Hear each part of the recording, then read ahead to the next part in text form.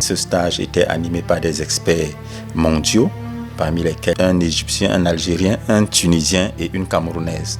La Camerounaise, c'était Maître Marine Gonon, qui est juge mondial de karaté. Elle est membre de la commission d'arbitrage au niveau de l'UFAC et elle est la présidente de la commission d'arbitrage au niveau de la région centre. Au niveau du Cameroun, elle est directrice technique adjointe chargée de l'arbitrage. Donc elle était parmi le collège d'experts qui animaient le stage du côté de N'Djamena. Nous avons également eu à N'Djamena la présence de hauts responsables du karaté africain, notamment le président Souleymane Gueye de la nationalité sénégalaise et le président Béchir Chérif qui est vice-président de l'UFAC et vice-président de la Fédération mondiale. Ils étaient tous présents à N'Djamena. Donc comme je disais, au sortir de N'Djamena, nous avons mis tous les athlètes présélectionnés pour Abuja en stage. Ils sont actuellement en stage externe et rentrent en stage interne dès ce jour. Et nous continuons et nous allons une fois de plus remercier le gouvernement de la République qui permet ainsi au karaté camerounais de pouvoir prendre part aux compétitions internationales. Nous avons été accompagnés par les pouvoirs publics.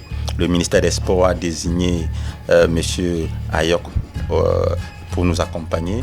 Il est chef de la cellule de suivi au ministère des Sports et nous tenons également à lui dire merci.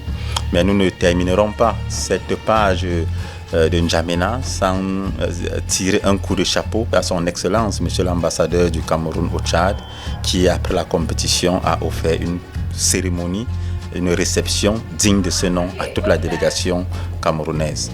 Donc nous sommes rentrés de N'Djamena très contents et nous nous préparons pour le stage interne qui va débuter aujourd'hui et va aller jusqu'au 20 juillet, jour de départ pour Abuja au Nigeria. Au Nigeria, nous avons plusieurs enjeux. Nous avons des enjeux sportifs, nous avons des enjeux au niveau de l'arbitrage, nous avons des enjeux au niveau des coachs, on a des enjeux administratifs. Pour ce qui est des enjeux sportifs, nous aurons au niveau d'Abuja une compétition au cours de laquelle nous essayerons de faire mieux que lors de la dernière édition qui s'est tenue du côté de Tunis en Tunisie, où le Cameroun avait remporté 11 médailles, parmi lesquelles une médaille en or et s'était classé 6e au niveau de cette compétition.